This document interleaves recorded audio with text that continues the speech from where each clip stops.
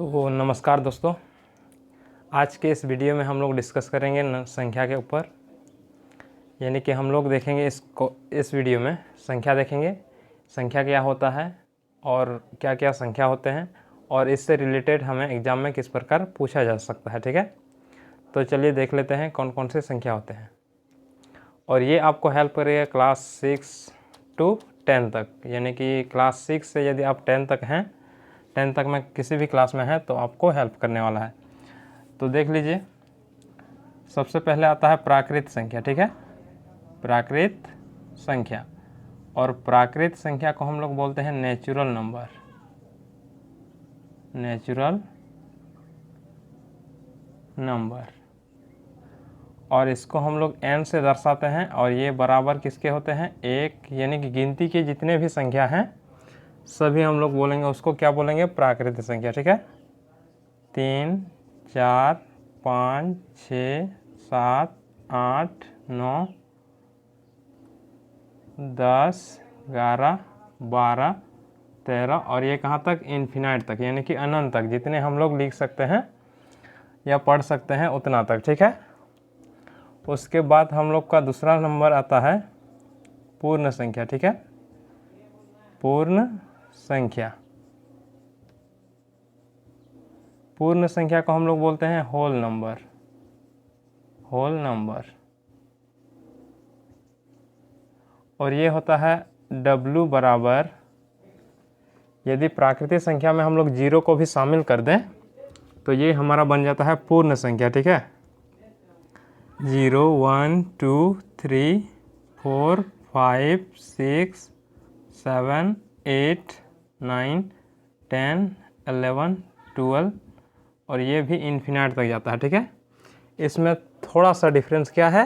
इसमें 0 है और इसमें 0 नहीं है। ठीक है, ये प्राकृतिक संख्या हुआ और ये पूर्ण संख्या यानी कि होल नंबर। उसके बाद हम लोग देखते हैं सम संख्या को भी देख लेते हैं। सम संख्या क्या होता है? सम संख्या, ठीक है, सम संख्या को हम लोग बोलते हैं इवन नंबर। इवन नंबर, ठीक है, और इसको हम लोग वैसे संख्या ये होते हैं जो मतलब जिसके इकाई अंक 2 या हम लोग लिख लेते हैं यहाँ वैसे संख्या, या तो हम लोग लिख लेते हैं संख्या को ही। ठीक है, ये होता है 2, 4, 6, 8, 10, 11, 12, 13, और ये 13 नहीं होगा, यहाँ 10 हुआ, उसके बाद 12 होगा, 14 होगा, 16 होगा। ठीक है, ये सभी संख्या होंगी सम संख्या। सम संख्या का मतलब वैसे नंबर जो 2 से पूरी भाग लगे तो उसी को हम लोग सम संख्या कहेंगे। ठीक है, उसके बाद हमारा आता है विषम संख्या। विषम संख्या, और विषम संख्या को हम लोग बोलते हैं ओड नंबर। ठीक है, ओड नंबर, तो ओड नंबर होता है 1, 3, 5, 7, 9, 11, 13, 15, 17, 19, 21, और ये भी इन्फिनाइट तक जाता है, यानी कि अनंत तक। जितने भी विषम संख्या होंगे, मतलब जितने भी वैसे संख्या जो 2 से पूरी भाग ना लगे तो उसको हम लोग बोलेंगे विषम संख्या। ठीक है, तो यहाँ तक क्लियर हो गया। ये हो गया प्राकृतिक संख्या यानी कि नेचुरल नंबर, गिनती की सभी संख्या। उसके बाद पूर्ण संख्या यानी कि होल नंबर, यानी कि इसमें यदि 0 को शामिल कर देंगे तो ये बन जाएगा पूर्ण संख्या। उसके बाद सम संख्या। सम संख्या का मतलब इसी को हम लोग 2 भागों में बांटते हैं। किसको? प्राकृतिक संख्या को। एक के बाद एक हम लोग लेते हैं सम संख्या, और उसके बाद ये अल्टरनेट सीक्वेंस में हम लोग इसको लेते हैं, और ये हो जाएगा विषम संख्या। ठीक है, यानी कि एक के बाद ये विषम है, उसके बाद सम, विषम, सम, विषम, सम, विषम, उसी प्रकार हम लोग लेते जाते हैं। और ये इसको हम लोग कैसे पता करेंगे कि ये सम संख्या है या विषम संख्या है? उसके लिए हम लोग क्या करेंगे? 2 से भाग देंगे। यदि कोई संख्या 2 से भाग जाता है पूरी तो उसी को हम लोग कहेंगे सम संख्या। उसके बाद विषम संख्या कौन वाला संख्या होगा? जो संख्या 2 से पूरी भाग ना लगे। ठीक है, उसके बाद हम लोग इसको और दूसरे तरीके से भी पहचान कर सकते हैं। तो देखिए कैसे, यदि किसी संख्या का इकाई अंक 2, 4, 6, 8, 0 ये सब हो तो उसको हम लोग कहेंगे क्या? सम संख्या। ठीक है, और ये सब नहीं रहेगा तो उसको हम लोग क्या करेंगे? विषम संख्या। इकाई अंक इतना हो तो उसको हम लोग क्या कहेंगे? सम संख्या। ठीक है, सम संख्या हो गया। और यदि किसी संख्या का इकाई अंक 1, 3, 5, 7 और 9 हो तो इसको हम लोग क्या कहेंगे? विषम संख्या। ठीक है, तो उसको हम लोग कहेंगे विषम संख्या। विषम संख्या। ठीक है, हो गया। तो चलिए 2 क्वेश्चन देख लेते हैं इसके ऊपर। यदि आपको दिया जा रहा है एक नंबर और आपको पूछा जा रहा है ये सम संख्या है या विषम संख्या है, तो आप लोग कैसे पता करेंगे?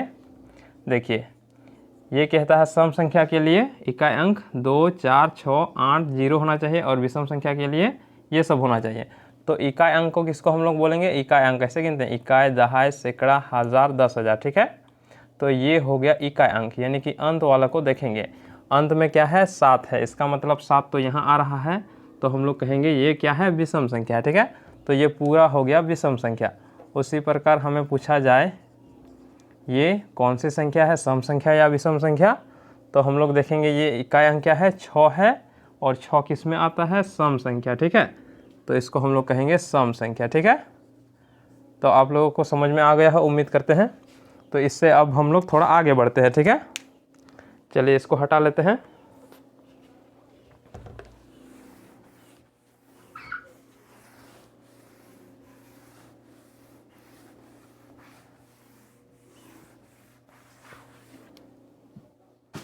देखिए, अब हम लोग देखते हैं अभाज्य संख्या को। अभाज्य संख्या। ठीक है, अभाज्य संख्या। अभाज्य संख्या क्या होता है?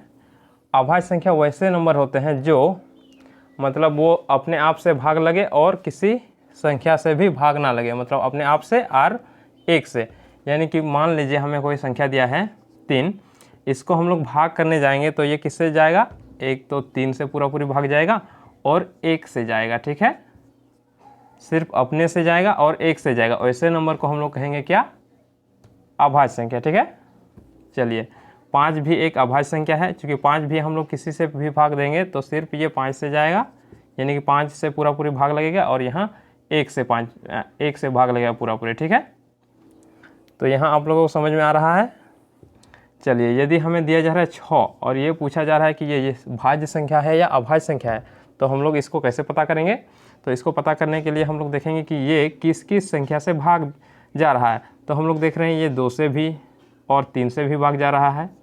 इसका मतलब ये क्या है? भाज्य संख्या है, अभाज्य संख्या नहीं है। ठीक है, अभाज्य संख्या का मतलब क्या होता है? वैसे संख्या जो खुद से ही भाग लगे और इसके अलावा किसी से भी भाग ना लगे। ठीक है, तो इसमें कौन कौन से संख्या आते हैं? चलिए देख लेते हैं। इसमें आता है आपका 2, 3, 5, 7, 11, 13, 17, 19, 23, 29, 31 और ये भी चलता जाता है, मतलब आगे भी और संख्या है। इसको हम लोग इतना ही लिखते हैं। ठीक है, उसके बाद हमारा आता है भाज्य संख्या। भाज्य संख्या। ठीक है, भाज्य संख्या को हम लोग किससे डिनोट करते हैं? यानी कि भाज्य संख्या को किसे हम लोग कहते हैं? वैसे संख्या जो अपने के अलावा किसी और संख्या से भी भाग लगे, उसी को हम लोग कहते हैं भाज्य संख्या। तो यहाँ से हम शुरू होगा 4 के बाद होता है आपका 5, तो हो गया यहाँ 6, 8, 9, 10, 11, यहाँ हो गया 12, 13, 14, 15, 16, 17, तो यहाँ हो गया अब 18, 19 यहाँ हो गया, 19 के बाद आता है 20, उसके बाद ये सब ये भी चलता जाता है। ठीक है, तो उम्मीद करते हैं अभाज्य और भाज्य संख्या आपको क्लियर हो गया होगा। यदि हमें किसी संख्या का अभाज्य गुणनखंड निकालने के लिए बोला जाता है तो हम लोग क्या करते हैं, इसी के रूप में उसको गुणनखंड के रूप में, मतलब इसी संख्या के रूप में उसको लिखते हैं। जैसे कि आपको बोला जाए 45 का अभाज्य गुणनखंड,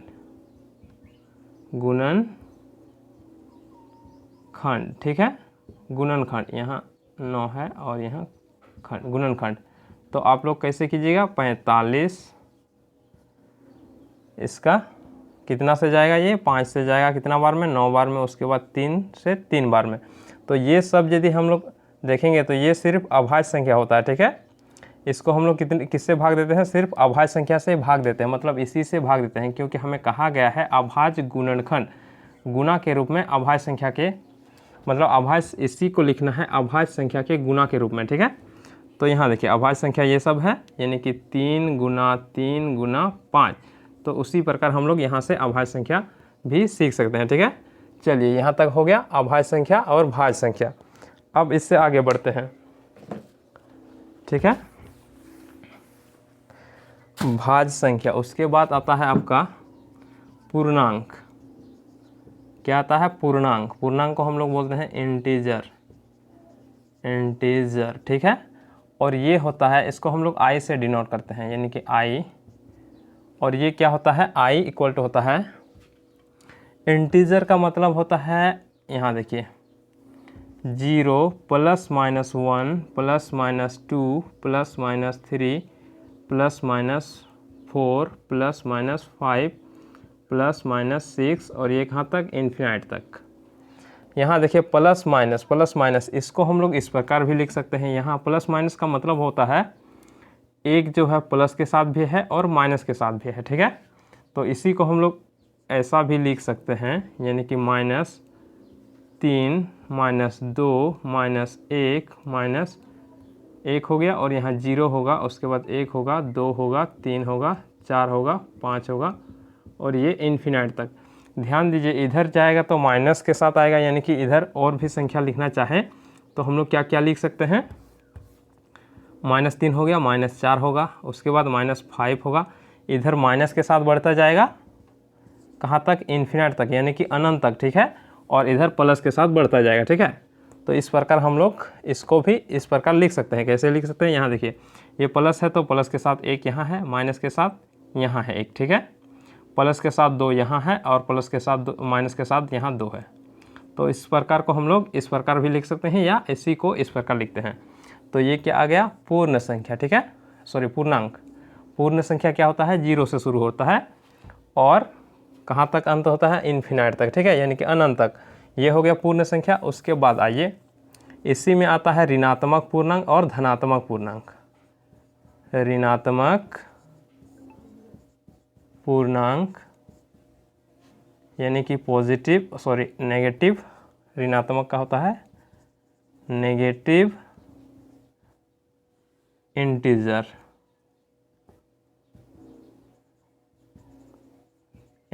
ठीक है। नेगेटिव इंटीजर को हम लोग आई माइनस के साथ दर्शाते हैं, यानी कि आई माइनस। ऋणात्मक का मतलब होता है माइनस, आई का मतलब इंटीजर और ऋणात्मक का मतलब माइनस। तो इसमें हम लोग वैसे नंबर लेते हैं जो धनात्मक ना हो, यानी कि ऋणात्मक हो। तो ध्यान दीजिएगा यहाँ से यहाँ तक क्या है, पॉजिटिव, यानी कि धनात्मक में है, और यहाँ से यहाँ ऋणात्मक में है। ठीक है, और ध्यान दीजिएगा ये जो है ये संख्या 0, ये ना तो ऋणात्मक है और ना ही धनात्मक है। ठीक है, तो इसमें हम लोग लेंगे -1 को, -2 को, -3 को, -4 को, -5, ये कहाँ तक, इन्फिनाइट तक। यहाँ तक क्लियर हो गया। चलिए अब हम लोग देते हैं धनात्मक पूर्णांक। धनात्मक पूर्णांक, तो देखिए धनात्मक पूर्णांक को हम लोग बोलते हैं पॉजिटिव इंटीजर, ठीक है। और पॉजिटिव इंटीजर को हम लोग i प्लस से दर्शाते हैं। धनात्मक का मतलब प्लस, इंटीजर का मतलब i। चलिए अब ये होगा कौन सा नंबर, ये वाला, ये सभी प्लस वाला, ठीक है। यानी कि 1 2 3 4 5 6 7 8 9 10 और ये कहाँ तक, इन्फिनाइट तक। ध्यान दीजिए यहाँ हम लोग कभी 5 तक लिखते हैं, कहीं 3 तक लिखते हैं, कहीं ज़्यादा लिख देते हैं, कभी कम, ठीक है। इसका मतलब ये भी इतना ही होता है, मतलब इसको आगे भी लिखेंगे तो यही होगा, इसका मतलब भी यही होगा, और इसको इतना तक भी लिखेंगे और डॉट डॉट देंगे तो इसका मतलब भी वही होगा, ठीक है। कभी हम लोग इतना तक भी लिखते हैं, कभी 10 तक, जितना मतलब जगह हमारा हम लिखने में कितना कंफर्ट है इतने इसके अनुसार हम लोग लिखते हैं, ठीक है। और इधर हम लोग डॉट डॉट लगा लेते हैं। तो इसका मतलब ही यही होता है कि इधर इन्फिनाइट तक है, यानी कि अनंत तक, इधर अंत नहीं हो रहा है, ठीक है। तो यहाँ तक हो गया धनात्मक ऋणात्मक पूर्णांक। और इससे भी क्वेश्चन कभी कभी पूछ दिया जाता है कि 0 धनात्मक है या ऋणात्मक, या 0 धनात्मक है ऋणात्मक या इनमें से कोई नहीं। तो इसमें क्या होगा, ऋणात्मक भी नहीं होगा और धनात्मक भी नहीं होगा, ठीक है। चलिए ये सब हो गया। अब हम लोग इससे और आगे बढ़ते हैं। तो ये वाला हटा देते हैं अभी।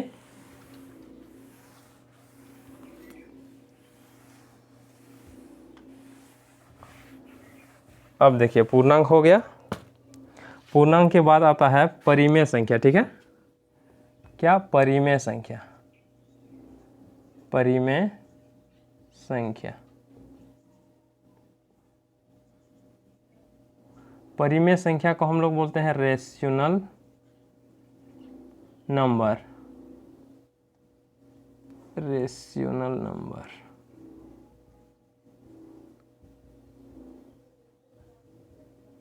रेशनल नंबर, ठीक है।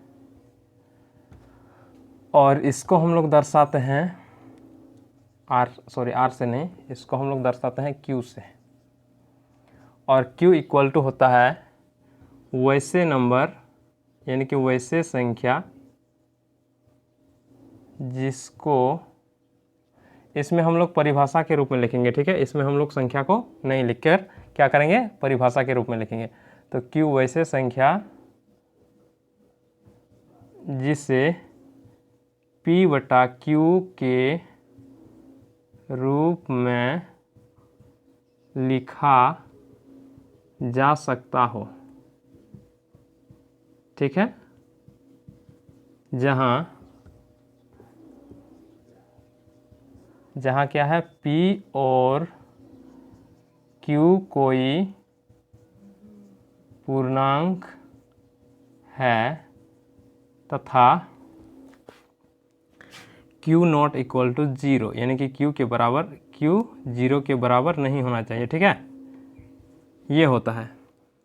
तो देख लीजिए परिभाषा में क्या कहा गया है, वैसे संख्या जिसे हम लोग P बाई Q के रूप में लिख सकते हैं, और जो P बाई Q के रूप में लिख सकते हैं जहाँ P और Q क्या है, कोई पूर्णांक है, तथा Q नॉट इक्वल टू 0, यानी कि Q के बराबर 0 नहीं होना चाहिए। 10 लिख दिए, 0 नहीं होना चाहिए, ठीक है। ये हो गया। तो देख लेते हैं इसका एग्जाम्पल क्या क्या होगा। तो मान लीजिए आपको नंबर दिया गया है ये, तो ये क्या है, ये बट्टे में है, तो हम लोग कह सकते हैं ये एक क्या है, परिमेय संख्या, ठीक है। अभी तक हम लोग जितना संख्या पढ़े हैं उसमें इस प्रकार बट्टे में नहीं था, ठीक है। और ये क्या है, डिवाइड में, यानी कि बट्टे में है, तो इसको हम लोग कहेंगे क्या, ये भिन्न के रूप में है, तो इसको हम लोग कहेंगे परिमेय संख्या, ठीक है। उसी प्रकार हम लोग कह सकते हैं ये भी एक परिमेय संख्या है, मतलब जितने भी संख्या हम लोग लिख सकते हैं अंश में और हर में, इसको हम लोग अंश बोलते हैं, ठीक है। ये भिन्न है तो इसको हम लोग बोलते हैं अंश, और इसको हम लोग बोलते हैं हर।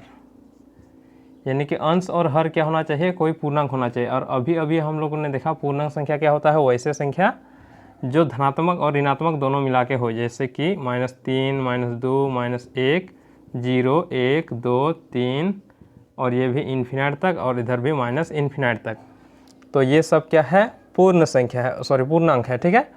तो यहाँ भी कहा गया है P और Q, यानी कि अंश में जो है और हर में जो है वो इसी में से कोई एक होना चाहिए, यानी कि इनमें से कोई भी एक होना चाहिए, और इसके लिए भी इनमें से कोई एक होना चाहिए, ठीक है।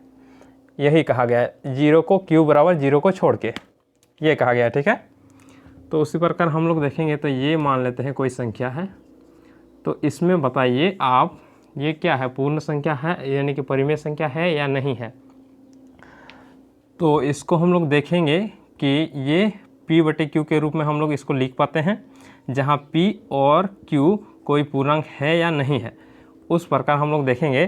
तो यहाँ देखिए 8 तो यहाँ पूर्णांक में है ही, लेकिन 7.6 ये कोई पूर्णांक संख्या नहीं है, ठीक है। 7.6 क्या है, पूर्णांक संख्या नहीं है।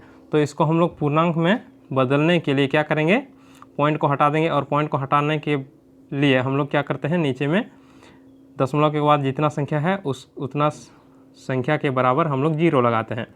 और हमारा नीचे में 8 है, तो इसको हम लोग लिख देंगे 7 यानी कि 76/80। तो अब ये आ गया इस रूप में, मैंने मतलब p/q के रूप में, ठीक है, 76/80, ठीक है। लेकिन यहाँ उस रूप में नहीं था, यहाँ क्योंकि ये पूर्णांक में नहीं था, ये दशमलव में था, ठीक है। तो इस प्रकार हम लोग देखें, इस प्रकार सीधा हमें दिया जा रहा है इस प्रकार, तो इसको हम लोग सीधा नहीं कह देंगे कि ये परिमेय संख्या है, लेकिन ये परिमेय संख्या है। लेकिन इसको हम लोग देखने के लिए क्या करेंगे, इसको पॉइंट को हटाएंगे, उसके बाद यदि हम लोग p/q के रूप में लिख पाते हैं तो कहेंगे ये एक परिमेय संख्या है, ठीक है। उसी प्रकार आप लोगों को पूछा जा सकता है 7 क्या परिमेय संख्या है या नहीं है। 7 तो ये भी एक क्या है, परिमेय संख्या है, क्योंकि 7 को हम लोग लिख सकते हैं 7/1। 1 से किसी भी संख्या को भाग देंगे तो कितना आएगा, 7 ही आएगा। तो उसी के अनुसार हम लोग p7 को p/q के रूप में लिख सकते हैं, ठीक है। मतलब जितने भी संख्या है -6 भी कहा जाए तो ये भी एक क्या है, परिमेय संख्या है, क्योंकि इसको भी हम लोग लिख सकते हैं -6/1 के रूप में, यानी कि p/q के रूप में लिख सकते हैं, ठीक है। तो आप लोगों को समझ में आ गया होगा, उम्मीद करते हैं। उसी प्रकार आप लोगों को पूछा जा सकता है ये क्या ये एक परिमेय संख्या है, तो ये तो आसान है, ये क्या है, p/q के रूप में तो है ही, तो इसको हम लोग सीधा कह देंगे क्या है, परिमेय संख्या है, ठीक। उस लोगों को पूछा जा सकता है ये 7.7 क्या ये एक परिमेय संख्या है, तो आप कहेंगे इसके नीचे तो 1 लगा सकते हैं, ठीक है। उसके बाद देखिए इसको पॉइंट भी हटा सकते हैं, तो पॉइंट हटा के हमें मिलेगा 77/10। तो ये क्या आ गया, p/q के रूप में आ गया, तो इसको हम लोग कह सकते हैं क्या, परिमेय संख्या, ठीक है। इसका मतलब ये हुआ कि 7.7 एक परिमेय संख्या है, ठीक है। एक क्या है, परिमेय संख्या है। हो गया, उम्मीद करते हैं आप लोगों को समझ में आ गया होगा। अगर कहीं दिक्कत हो रहा है तो कमेंट कीजिएगा। तो चलिए फिर हम लोग आगे बढ़ते हैं, ठीक है।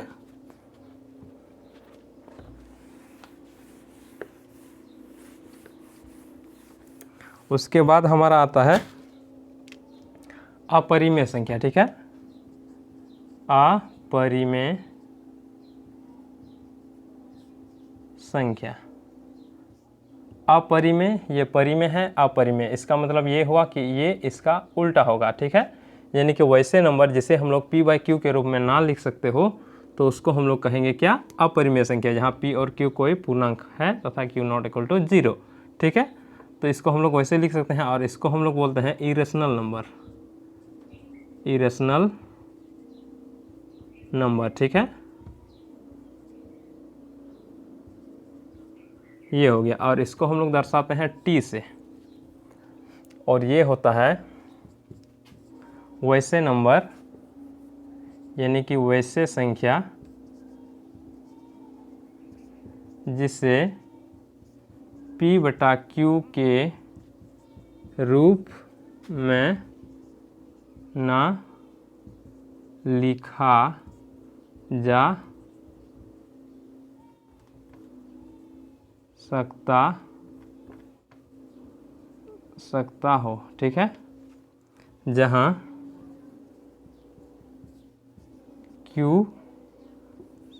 p और q कोई पूर्णांक हो तथा q ≠ 0, यानी कि q बराबर 0 नहीं होना चाहिए, ठीक है। तो इसमें क्या कहा गया है, इसमें कहा गया है p/q में जिसमें हम लोग लिख सकते हैं उसको बोलेंगे परिमेय संख्या। इसमें कहा गया है जिसे हम लोग p/q के रूप में ना लिख सकते हो उसको कहेंगे अपरिमेय संख्या, ठीक है। यहाँ तक क्लियर है। तो इसका एग्जाम्पल देख लेते हैं। मान लेते हैं आप लोगों को संख्या दिया गया है √5। तो इसको हम लोग देखेंगे तो आप कहेंगे इसको हम लोग p/q के रूप में लिख सकते हैं। कैसे लिखेंगे? 5/1। तो ध्यान दीजिए इसमें कहा गया है p और q कोई पूर्णांक होना चाहिए। तो ध्यान दीजिए ये कोई पूर्णांक संख्या नहीं है, √5 है। ठीक है, पूर्णांक संख्या किसमें होता है? पूर्णांक संख्या हम लोगों ने देखा था ये होता है पूर्णांक संख्या। ठीक है, यहाँ 1 होगा, उसके बाद 0, 1, 2, 3, 4 और ये इन्फिनाइट तक।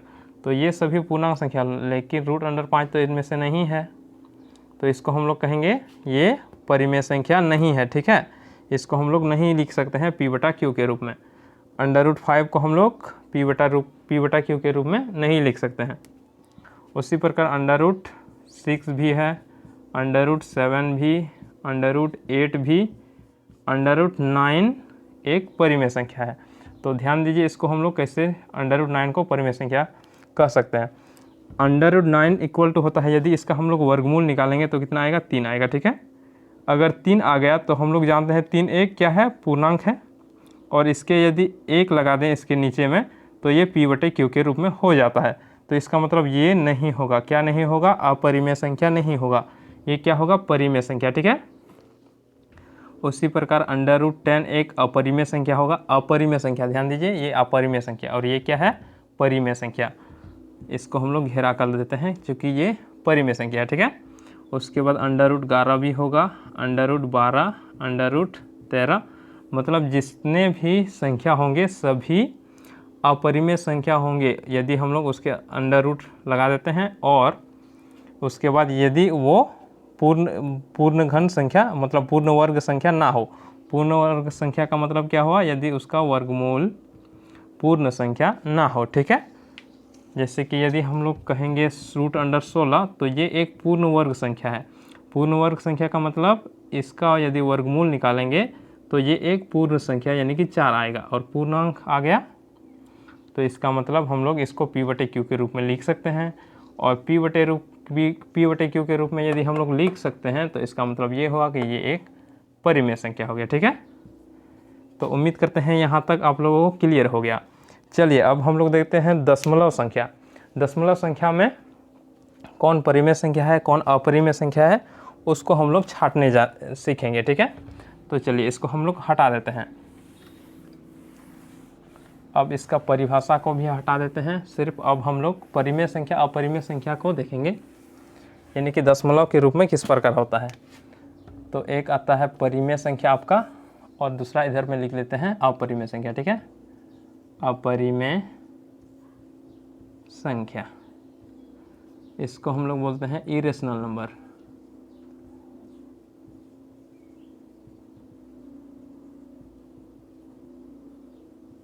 आप लोग अच्छे से लिख लीजिएगा। ठीक है, चलिए अब हम लोग देखते हैं इसमें और इसमें दशमलव के रूप में, यानी कि दशमलव प्रसार आप लोगों को पता होगा। अगर नहीं पता है तो यहाँ देख लीजिए दशमलव प्रसार। दशमलव ये आपका 10th क्लास में है। ठीक है, दशमलव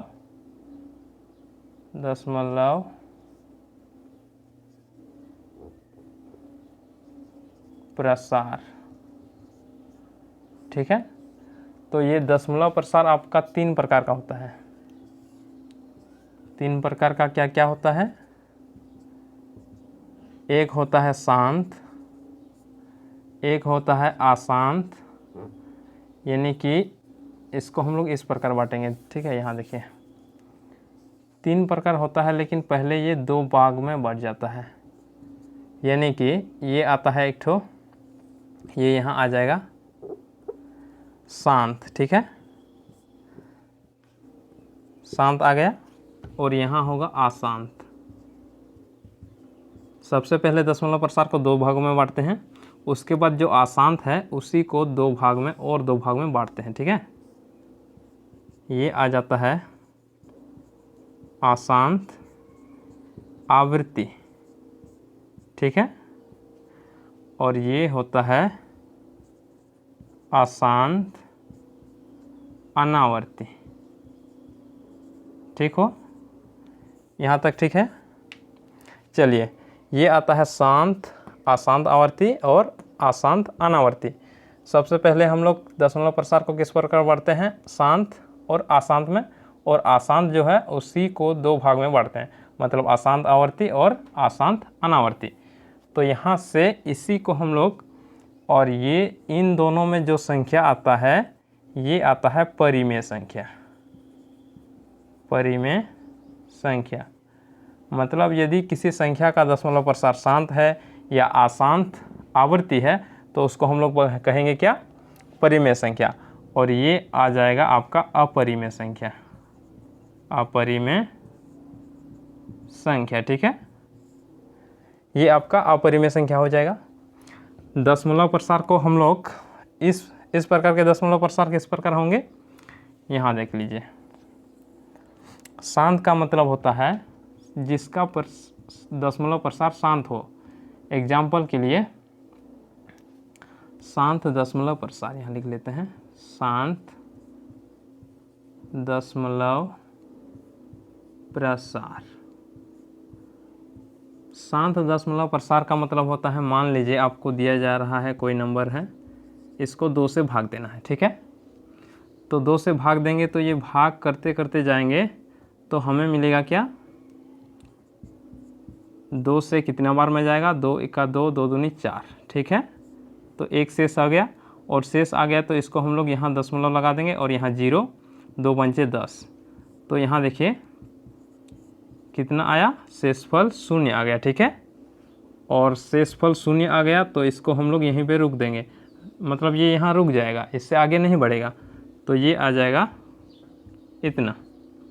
उसी प्रकार आप लोगों को दिया जा रहा है यदि 5/8, तो इसी को भी आप लोग क्या कीजिएगा, 5 को भाग देंगे 8 से, तो 8 ये छोटा हो रहा तो 0 लगा देंगे, उसके बाद दशमलव, और ये 8 पंचे 40, 8 छक 48, और यहाँ आ जाएगा आपका 2, फिर 0, 8 दुगनी 16, फिर 4 और 8 पंचे 40, तो कितना आया 0.625। तो यहाँ भी शेषफल आपका क्या आया, 0 आया। ठीक है, तो ध्यान दीजिए, शांत दशमलव प्रसार में यदि भिन्न के रूप में वो संख्या है, और शांत दशमलव का मतलब ये पूरी मतलब भाग जाएगा इतना तक और रुक जाएगा, इससे आगे नहीं बढ़ेगा, इसी को हम लोग कहते हैं शांत, उसी का मतलब होता है शांत। ठीक है, मतलब ये दोनों संख्या यदि इसको हम लोग भाग दे रहे हैं इससे, और ये शेषफल 0 आ रहा है तो उसको हम लोग कहेंगे शांत। ठीक हो गया, शांत क्लियर हो गया। उसके बाद आता है अशांत आवर्ती। अशांत आवर्ती वैसे नंबर होते हैं जिसको हम लोग भाग करते जाएंगे तो संख्या वही रिपीट करने लगेगा। देखिए एग्जाम्पल, यहाँ देखिए, किसको हम लोग कहते हैं, अशांत आवर्ती। ठीक है, अशांत आवृत्ति। तो यहाँ देखिए अशांत आवर्ती, मान लीजिए आपको दिया गया है 7/3, तो इसको हम लोग भाग देंगे 3 एका 3, 3 दूनी 6, 1 बच गया, तो हम लोग यहाँ ये छोटा हो रहा है इससे, तो हम लोग क्या करेंगे, यहाँ दशमलव लगा देंगे और फिर यहाँ 0, तो 3 तिया 9, कितना आया 3 तिया 9, फिर 1 बच जाएगा, फिर 0, फिर 3 तिया 9। तो ध्यान दीजिए ये कभी अंत ही नहीं होगा, इसको भाग करते जाएंगे, शेषफल कभी 0 आएगा ही नहीं, तो इसको हम लोग कहेंगे अशांत आवर्ती। और ये भी ध्यान में रखिएगा, अशांत तो है ही, अशांत का मतलब नहीं रुक रहा है। ठीक है, अशांत का मतलब ये शेषफल 0 नहीं हो रहा है। उसके बाद आवर्ती का मतलब होता है कि ये उसी नंबर को रिपीट करता जाता है, जैसे कि यहाँ 3 आया, फिर 3 और फिर 3, 3, 3, 3 भाग करते जाएंगे तो सिर्फ 3 ही आएगा, मतलब 2.33333 ये ही आएगा। इसको हम लोग कहते हैं अशांत आवर्ती। अशांत का मतलब नहीं रुकने वाला और आवृत्ति का मतलब रिपीट करने वाला। ठीक है, यानी कि दोहराएगा संख्या, उसी की संख्या को, तो इसको हम लोग बोलते हैं अशांत आवर्ती। अब देखिए अशांत अनावर्ती को, यहाँ तक क्लियर हो गया। और इसमें और एक एग्जांपल देख लेते हैं। मान लेते हैं आपको दिया गया है 7, ठीक है, 7 को ले लेते हैं, तो इसमें आप 6 को ले लेते हैं। ठीक है, तो 5/6 यानी कि 5 को भाग देना है 6 से, तो ये 50 0.6 8 48 6 9 54, कितना आया 6 9 54, ये तो ज़्यादा हो रहा है, ठीक है। तो 6 8 48 आएगा 2, उसके बाद 6 दुगनी 2 आ गया, उसके बाद 0 लगा देंगे तो 6 दूनी 12, 6 3 18 हो रहा है, ठीक है 18, तो 3, फिर 6 पंचे 30, 3 नहीं बचेगा, यहाँ कितना बचेगा 2 बचेगा, ठीक है। तो ये इसको हम लोग 2 बचेगा, तो यहाँ 0 लगा देंगे तो फिर आ जाएगा 3 6 3 18, 3 ही आएगा 3 3, और ये भी रिपीट करता जाएगा, ठीक है, ये भी उसी प्रकार रिपीट करता जाएगा। तो इसी प्रकार हम लोग इस प्रकार के नंबर को हम लोग क्या कहेंगे, आशांत आवर्ती। और इस प्रकार के नंबर भी आशांत आवर्ती होते हैं, जैसे कि मान लेते हैं आपको दिया गया है 6.758 और फिर आ रहा है 758, फिर 758, तो ये भी है क्या, आशांत आवर्ती। यहाँ देखिए ये और ये संख्या, तीनों संख्या रिपीट कर रहा है, यहाँ एक संख्या ही रिपीट कर रहा था और यहाँ क्या तीनों संख्या रिपीट कर रहा है, ठीक है। ये 3 3 संख्या रिपीट कर रहा है, कभी 4 4 संख्या भी रिपीट करेगा, कभी 5 5, ठीक है। तो इस प्रकार के नंबर को हम लोग कहेंगे क्या, आशांत आवर्ती, आशांत आवर्ती। और उसके बाद हम लोग देखते हैं इस नंबर को, यानी कि आशांत अनावर्ती को, ठीक है। तो आशांत अनावर्ती को देखने के लिए इसको हम लोग यहाँ से हटा देते हैं और देखिए आशांत अनावर्ती, आशांत अनावर्ती। आशांत अनावर्ती वैसे नंबर होंगे जो मतलब एक तो शांत भी नहीं होगा और अनावर्ती का मतलब होता है रिपीट भी नहीं करेगा। जैसे कि √5 2 का मान निकालेंगे तो वो भी एक आशांत अनावर्ती होगा, ठीक है। जैसे कि इसका हम लोग भाग विधि से इसका हम लोग यदि वर्गमूल निकाल लेंगे तो देखिए ये है 2, तो इसको हम लोग क्या करते हैं, 1 से देख लेते हैं, 1 से 1 का 1 जाएगा तो ये आ जाएगा 1 और फिर 1 बच जाएगा। तो यहाँ भाग विधि है ये किसका, वर्गमूल का, ठीक है। अब ये इसको हम लोग जोड़ देंगे तो 2 आ जाएगा, फिर इसके बराबर लाने के लिए हम लोग इसमें क्या करेंगे, 4 5, तो 4 से 4 4 16, 4 दूनी 8 और 1 9, 96 आ गया। फिर इस यहाँ दशमलव लगा देंगे, चूँकि ये 0 हम लोग के पास यहाँ नहीं है, अपने से लगाएं, ठीक है। और इसमें भाग विधि में 0 को एक बार में दो 0 लगाते हैं, ठीक है। 4 4 हो गया 8 और ये 2, और ये यहाँ से हमारा आ जाएगा घट के 4, ठीक है। अब यहाँ से 2 0 लगा देंगे, फिर 2 से देखेंगे तो ज़्यादा हो रहा है, 1 से देख लेते हैं, 1 का 1 1 8 8 और 2, इसमें घटाएंगे तो ये आ जाएगा 9, उसके बाद 9 में 1 और ये 1, इतना आएगा। फिर उसी प्रकार ये चलता जाएगा, मतलब ये अंत नहीं होगा इसका, ठीक है। तो कितना आया, 1 आया दशमलव, उसके बाद 4 आया, उसके बाद 1 आया, और ये चलता जाएगा। तो इस प्रकार के आवृत्ति मतलब इस प्रकार के नंबर को, दशमलव प्रसार को हम लोग कहेंगे आशांत अनावर्ती, ठीक है। चलिए और भी नंबर देख लेते हैं। यहाँ देखिए इस प्रकार यदि आप लोगों को दिया जा रहा है 6 7 8 है, फिर ये सब मतलब रिपीट नहीं कर रहा है, ये संख्या इस प्रकार, ये वाला देख लीजिए, 1.101, 2 ठो 0, इसके बाद 1, उसके बाद 3 ठो 0, उसके बाद 1, 4 ठो 0, उसके बाद 1। तो ये देखिए ये संख्या रिपीट नहीं कर रहा है, तो इसको भी हम लोग क्या कहेंगे, आशांत आवर्ती, ठीक है। तो ये सभी संख्या हो गया आशांत आवर्ती। तो आप लोगों को यदि दशमलव भी पूछा जाए, मतलब दशमलव दिया रहा है और पूछा जाए कि ये परिमेय संख्या है या अपरिमेय संख्या है, तो भी आप लोग इजीली बता सकते हैं, ठीक है, क्योंकि आप लोगों को ये पता है। तो उम्मीद करते हैं आप लोगों को यहाँ तक समझ में आ गया होगा। चलिए, तो फिर हम लोग मिलते हैं नेक्स्ट क्लास में, तब तक के लिए धन्यवाद।